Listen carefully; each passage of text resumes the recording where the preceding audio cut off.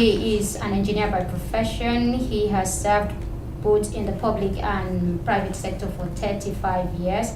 Until recently, he's the Managing Director, Chief Executive Officer of Engr.A.A Sugar Refinery PLC.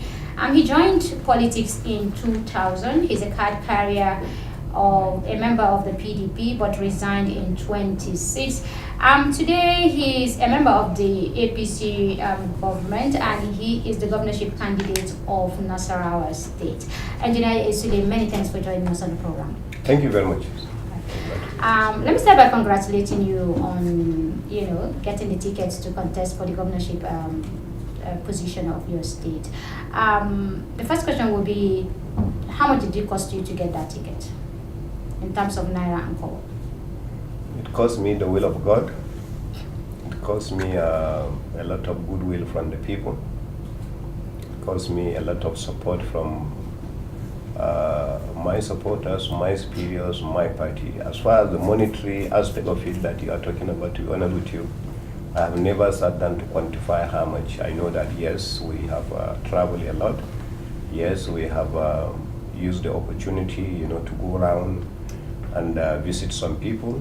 Yes, we have paid for some transportation and some logistics, but I don't think it amounted to so much money that anybody would worry about.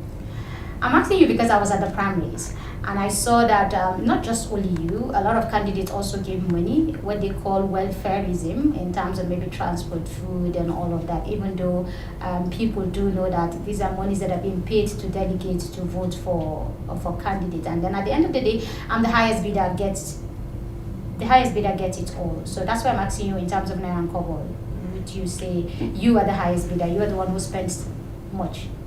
In APC, it is not the highest bidder, and I will give you a very good example.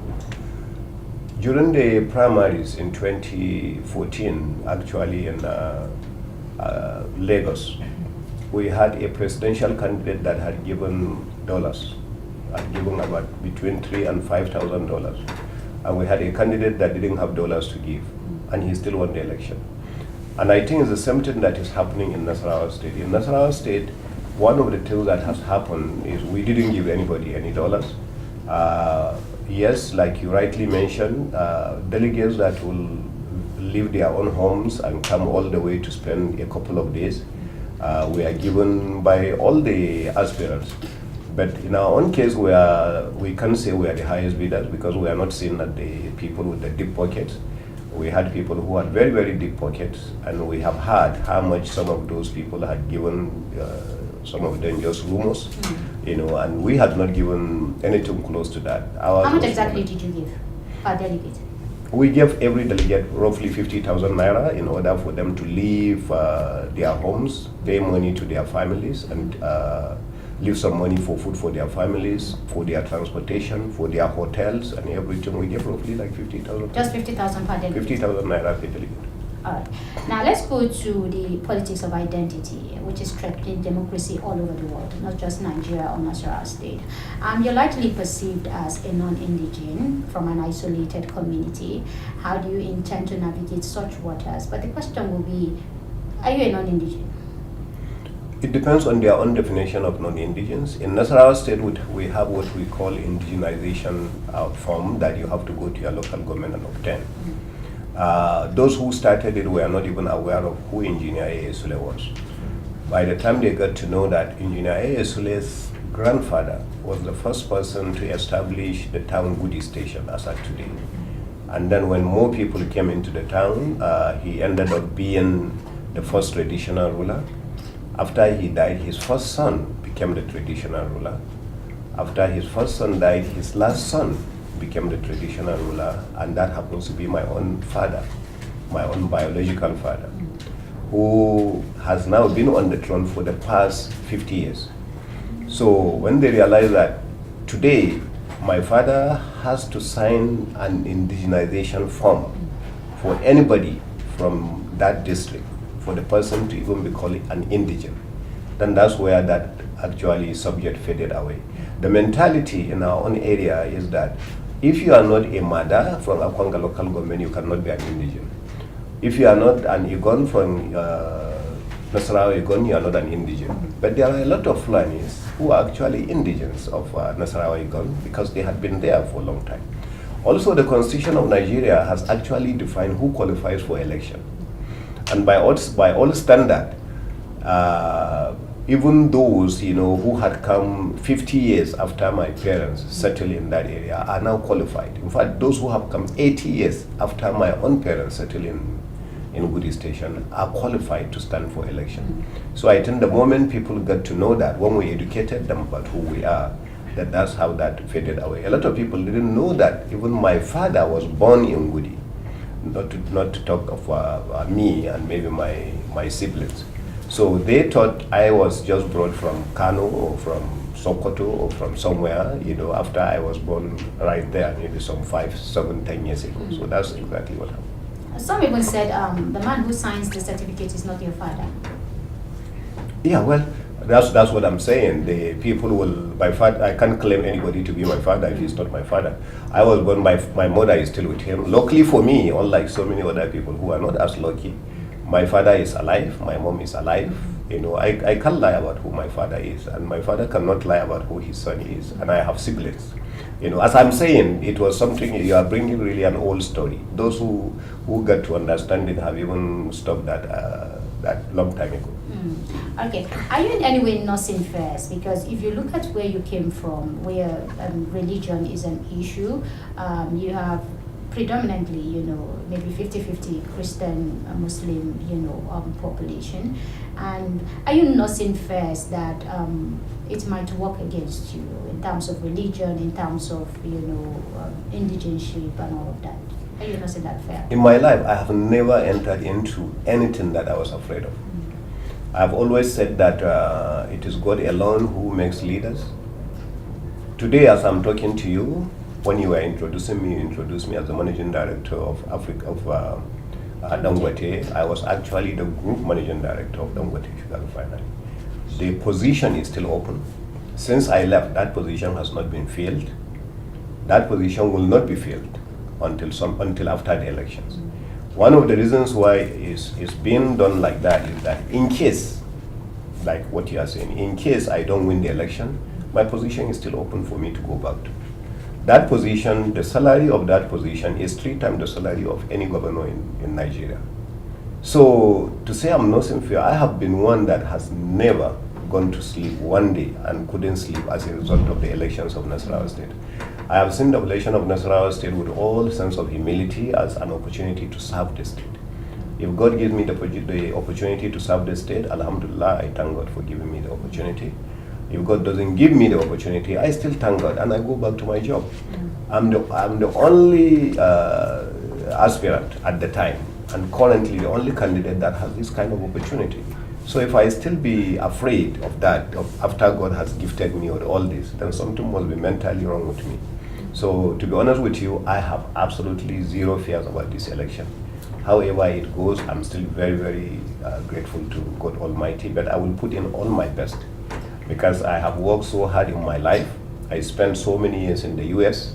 I came back to Nigeria and spent so many years working, both in the private and the public sector.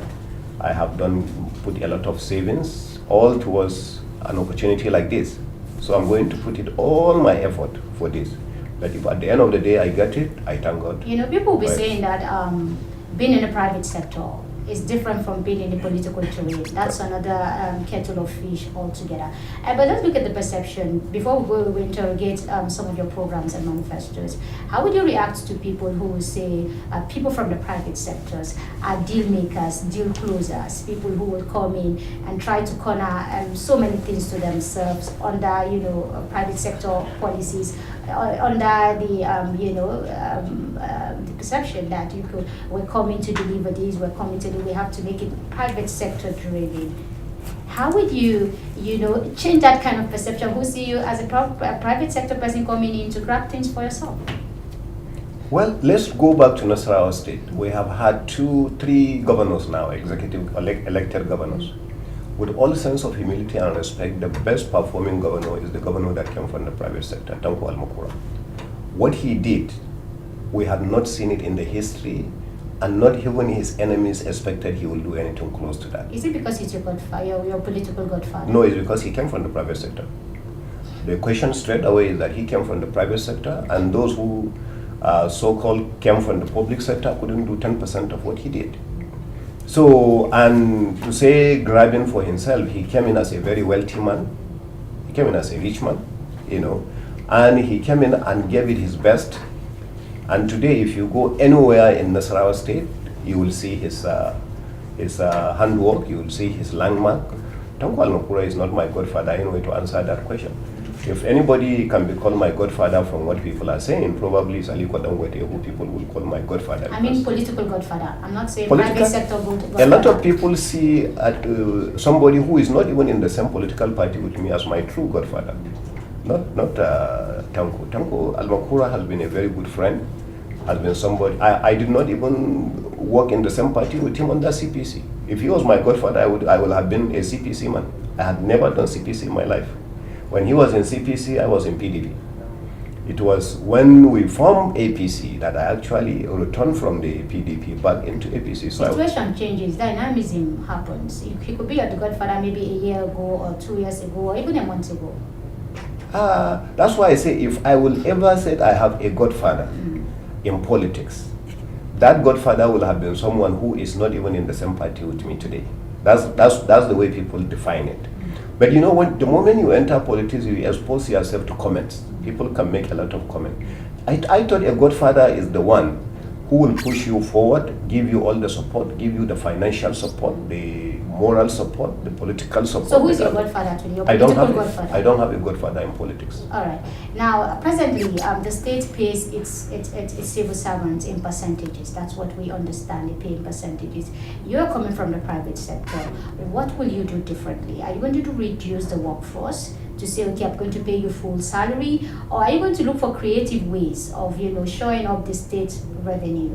State like Nasarawa, many other states, civil service based states where you have a lot of people, work, being employed, but actually nothing to do, if you understand. Because you are from the private sector. For every job given to you, you have to do that job, you have to execute that job, you have to do one person has to do 10 people's job, which is the other way around when it comes to public service. You have 10 people doing one person's job. So what is it going to be different? Reducing the workforce in order to be able to pay in full, or showing up the state revenue to be able to cover salaries?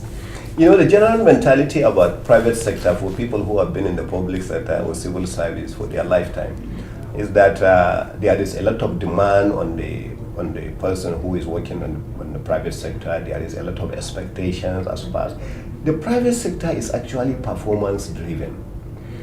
It wants to know that once you are given a job, you are competent to do the job. You have the tools to do the job, and you are properly compensated for the job you are doing. Simple.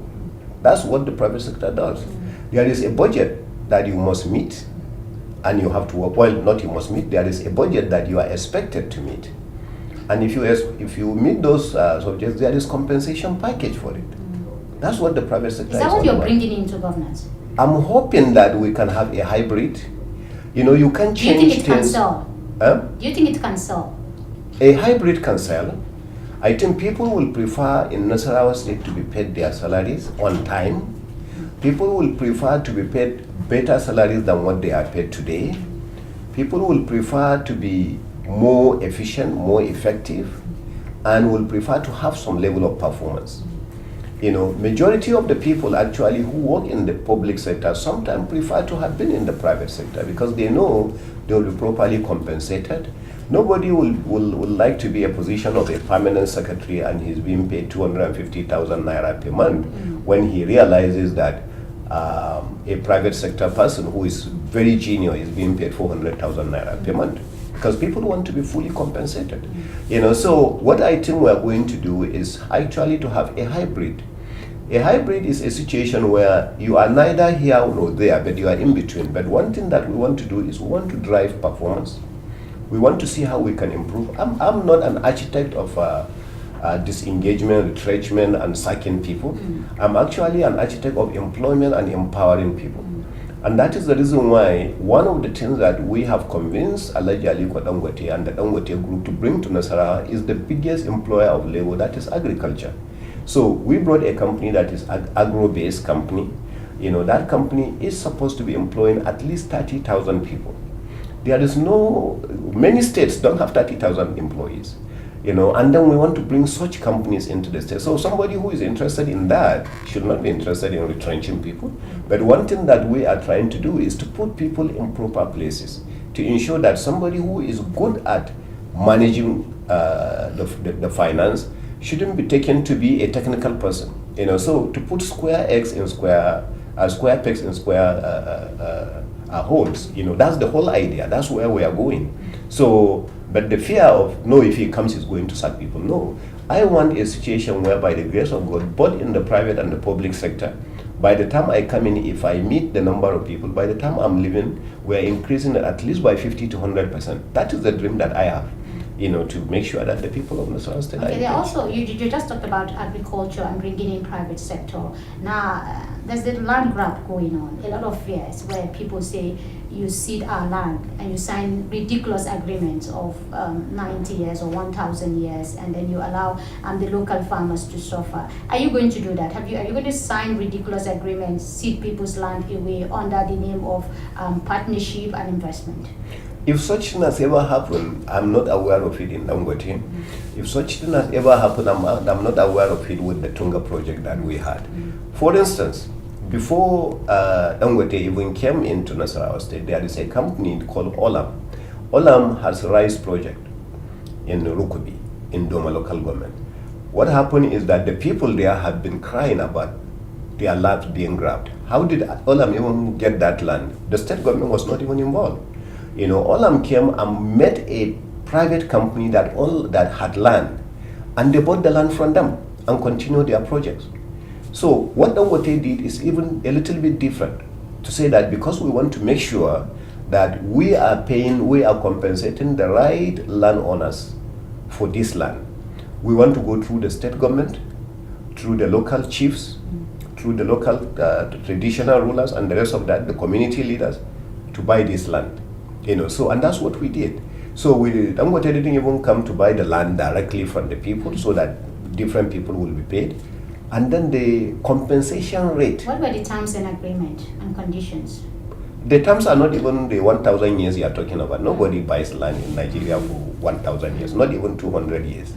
You know, so there is a land lease according to the Land Act. There is a Land Act created by the government, not by Nasarawa State government actually, created by the federal government. And in such there is leases. Those leases will either go for 50 years or they will go for 99 years, depending on either residential or so. I'm sure your house right now, you have a lease for it, maybe for 99 years. The 99 years you have, the original landowner of that place where you got it could say, okay, she grabbed my land. You know, it doesn't work that way. I think for having a lease for a house is different from a lease for an investment. Because the fears that people have, not just in Nasarawa, so many other states that I don't want to mention, where locals have been displaced from their lands under very ridiculous agreement. So I'm asking you, the farmer who wants to vote you today, the farmer in Nasarawa State who wants to vote you today, if you're going to allay his fears, what are you going to convince him that, look, when I come into governor, when I become the governor of Nasarawa State, I'm not going to cede your land under a private investment, under ridiculous agreement, and send you packing from your ancestral homes. Okay. Let me take that of agriculture, for instance. That's the one that we have at the moment. Just before I came, I happened to be the chairman of what they call CIMOC, Sugar Industry Monitoring Group. One of the things that the federal government did, and which we implemented, was to ensure that there is what they call an outgrower scheme. You know, most of these lands that people are talking about, if you go, for instance, Dangote acquired 68,000 hectares of land. If you go and take the original area owned by the communities, it wasn't over 20% of this. Okay, the bulk of it was just in the middle of nowhere, in the bush, owned by the government. Okay, the ones allocated by the government were mostly maybe those around their houses, around their farms, around this. So if you take it, maybe take 20% of it, and those people were compensated. everybody compensated. So the people of Tunga in particular are actually happy about the level of compensation they receive. Now it goes to what do we do to allay the fears, the question you asked. What we did with the Sugar Industry Monitoring Group and with the Sugar Master Plan was to say that, okay, the original people of this area, what was their own profession? Farming. Very good. So what we are going to do is to say that 30% of the land, 30%, not 20, not 10, Okay. 30% of the land will be reallocated back to the people in form of outgrower scheme. What is outgrower scheme? It's a situation where the farmer may be a very poor farmer, so the company now, Dangote in this case, will come into the farm and then take maybe 1 hectare, 2 hectares, 10 hectares, depending on the capacity of the farmer and the people from the area, and say, okay, these 5 hectares given to you, Dangote will actually do the land clearing, will do the land development, will do the canalization, will provide you with water, will provide you with fertilizer, will provide you even with the type of cane, that is the seed cane, that he will do.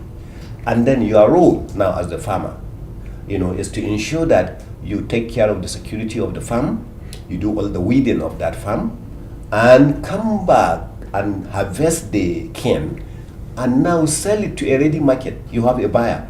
The buyer is the same Dangote.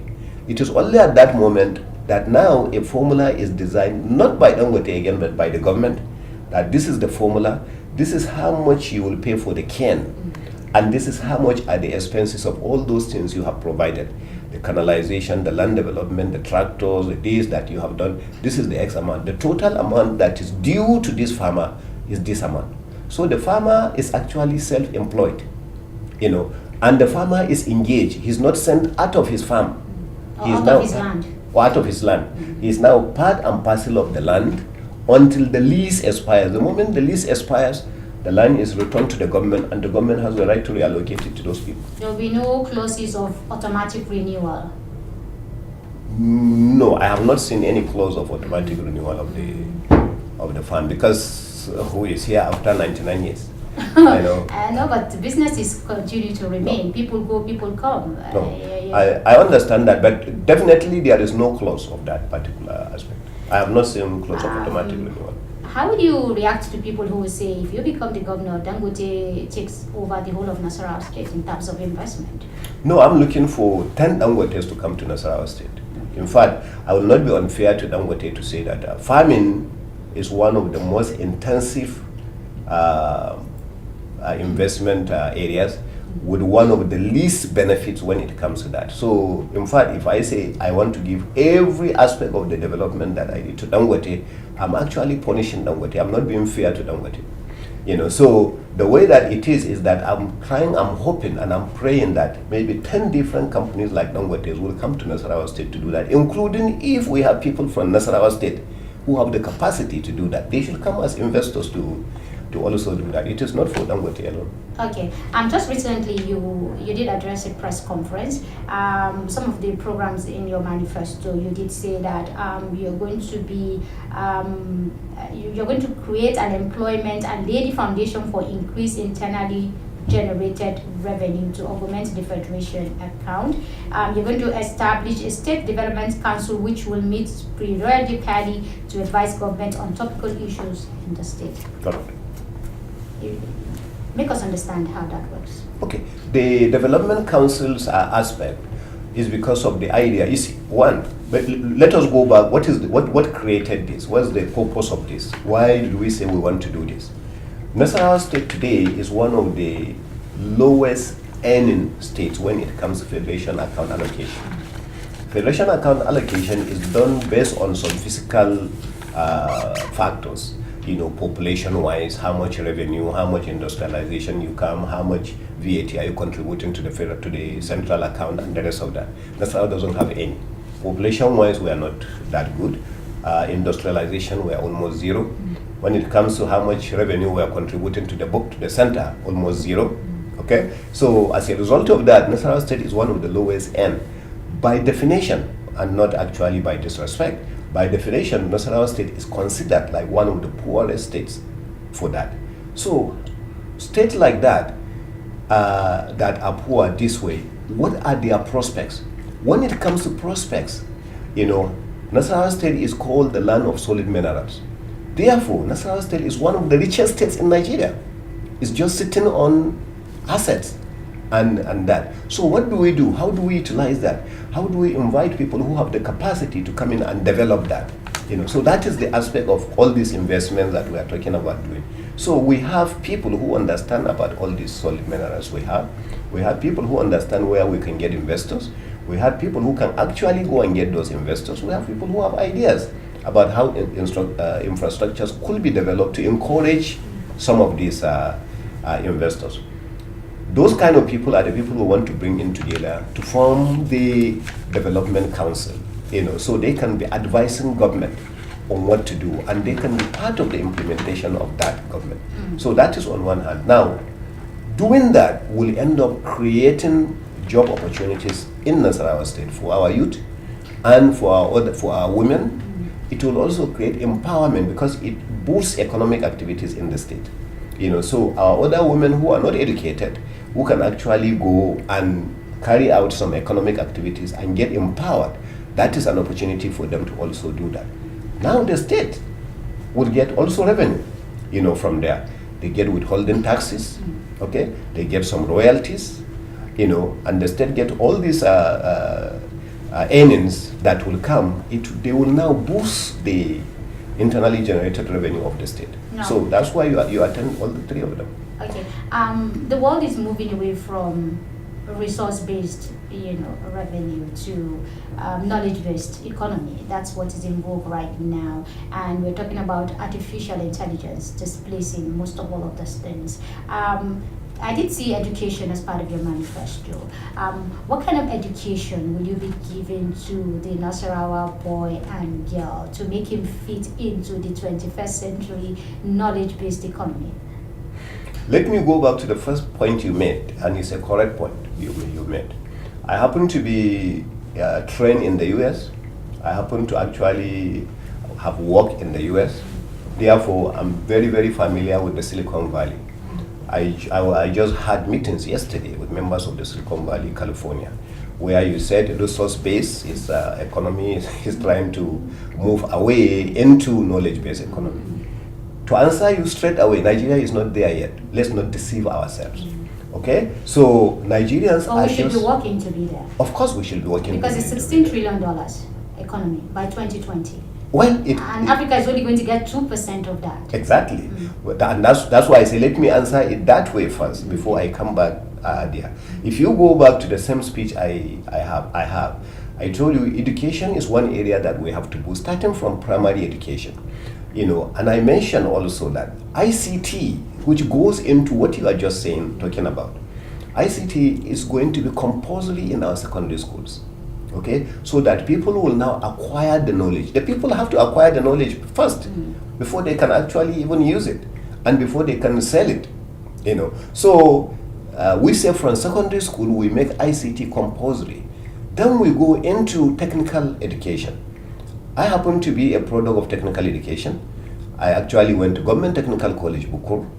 That's how I became a technician and then became an engineer. Some of my colleagues who didn't want to be engineers, after graduating from technical school, they went and set up their own businesses, vocational businesses, welding, fitter machining, carpentry, builders, and the rest of that, plumbers, electricians. They all set up businesses, and then from those businesses, they became entrepreneurs. I'm happy you talk about technical schools, because during your campaign, you're going to be seeing a lot of young people who are jobless, who are doing nothing, who are secondary school graduates, who maybe because of lack of job or because not getting admission into the university are being left behind. So these technical schools are the ones who are supposed to address these concerns. Exactly. Yeah. Exactly. So it's one of the programs you have for them. Definitely. If I don't address that, God will not even forgive me, because I'm a product of that. Okay. I'm a product of technical school, and I have already known that in Nasarawa State, we have a technical school, but it's in shambles, in a town called Azaki, that I even met. If you go into the social media, you will see that I met the traditional and the community leaders of Azaki just a few days ago. So, and that's one of the things that I actually addressed. And I say, you have a technical school, but it's not a technical school per se. There are no machines, there are no equipment, There are nothing actually in that same technical school from what we call a real technical school. So the idea is to equip those schools, okay? And before we equip the schools, we can have an interchange training. I have just supported government technical school, Bukur, that have all these machines for that matter, to install some of those machines so that people, our children from Azaki, can actually go there for their technical and practical education. So before we go into that area. So technical education is something that I take very, very highly and seriously. Okay, we have a few minutes to go. Okay. Security is one issue, the farmer herders clashes. Nasarawa State is not an exception, even though it is not like other states, What are you going to be doing different to address the problem? This is a problem that has been lingering for years, not just today. What are you going to be doing differently to address it? These problems, first, we will do a lot of education. We'll do a lot of mediation between the people. We'll do a lot of training to the people to understand the reasons why they have to live together. But the biggest of all that is causing this is lack of employment. So that's why we said one of the biggest problems in Nasarawa State is to address unemployment. A lot of these people that actually go into this are doing that because they don't have anything else to do. When somebody is given 2,000 naira to go and destroy another home, he will go and do that. If he has a job that is making 200,000 naira, you can give him 10,000 naira to go and destroy anybody. He will not do that. So we address that, and that will address issues of drugs. That will address issues of this unemployment, these area boys and the rest of that are doing that. It will address all those issues. So I see that you have a program for traditional rulers. Are you going to inculcate them into security? Are you going to work with them when security is concerned? Because they are the best people who know their locals. You have answered the question, so I will say yes. We will do that. I come from a traditional home. As I told you, my grandfather was one, my uncle was one, my father is one, and I grew up in that. So, and I know the role that traditional rulers can actually play. They can play, they become peacemakers in the area. They become courts that actually settle disputes, family disputes, in the area. But the biggest of all is actually the issue of the security that you have mentioned. They should know, because they used to do that in the past, they should know who comes into town. They should know who is living town. They should know every family. They should know the number of people that we have in every family and the rest of that. Those are the kind of roles traditional rulers actually play, in the olden days. So those roles should be restored to them so that they can play those kind of roles and instead of just being idle. I'm looking at your health program right now, and I'm seeing you did say you're going to introduce sanitary inspectors through appropriate state legislation. That's a very interesting point, having the health inspectors coming back. But how are you going to enforce it? Anything is enforceable once you have the will and the mission to do that. Anything that you see is not being enforced, maybe it's not actually guaranteed by law.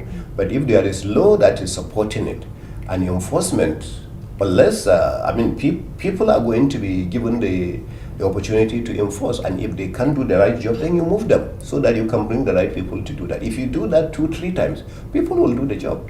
Any job you give to the people, they will do that. In the past, people have done that. Today, if the policeman is stopping you on the way and he's a very serious policeman that will not take bribe from you, people will be straight and sharp to ensure that. But if they know he's just a very simple policeman that 200, 300, 500 naira can settle it, then they do that. So that's not the right person to do. Do you intend to have a state insurance for health? Nasarawa is not that wealthy as I mentioned, but our plan is actually to have all these kind of HMOs, especially for students. A part of the insurance that we had mentioned is that we believe anybody at the age of 70, anybody before the age of 5 should be given free medical attention. Anybody at the age of 70 upwards should be given free medical attention, because at that moment, unless they have done some savings, unless they have people who can take care of them, they are not in a position to do that. So they should not be allowed to die just because they don't have that. The government should come into their own support. Nasarawa State is not wealthy. Or if you come in with so many private sectors involvement, you'll be wealthy any moment from now. It will. Some of these programs are going to be gradual, so we are going to have gradual enforcement of some of these, but it's the plan. The plan at the end of the day is to ensure that even students actually have insurance policies, health insurance. That's why I say they will go through all these HMOs to say that all students have HMOs, to be in place, so they will be able to take As a roundup, what would you achieve in your first 4 years if you become the governor of Nasarawa State? We are looking forward to achieving improved industrialization in the state, improvement in all our infrastructural structures in the state, employment opportunities in the state, improvement in our IGR, so those are the areas straight away that we are looking forward to make sure that we achieve, because we already have a plan for our first 100 days and a plan for our 6 months, and then the plan for our first year in office. So all those are areas where we can do. For instance, I have another one that we had mentioned, in this area of empowerment. We have one that we are going to call maybe the Engr.A.A Sule ambassadors, about 3,000 of them in the first 100 days in office. What we plan to do with those is that we are very familiar with some of the programs that are there to support and give loan facilities, to the youth who have shown capacity that they will be able to run businesses of their own. So we'll give them those facilities so that it will be actually a renewable facility that could continue to boost their businesses. So these areas the electorate should hold you accountable for the next 4 years? Definitely. All right. Finally, what will be your rigging strategy? Because in politics, it's either you rig or they rig you out. So what will be your own strategy for rigging? Well, our strategy is to go in there and do our own best. If they rig us out, is unfortunate. Is to make sure with the people, we get all the support of the people by having an issue-based campaign, where we'll mention all the issues like I've been mentioning to you in the past couple of minutes, to say this is what we want to do, these are what we do, and we tell them honestly and practically and without any hidden agenda. I have no plans whatsoever of trying to rig any election. If people actually love me to vote for me, I thank them for voting for me, and I will do also my own part to fulfill that. If people on the other side are planning to rig the elections, well, it's unfortunate. That is their own argument. All right, and that would be a fine place to leave it. Engineer Sule, many thanks for your time with us, and we do wish you the very best as the campaign starts and the eventual elections come about. Thank you very much. All right, and that's the show on Toughtalk today. Do join us next week for another edition.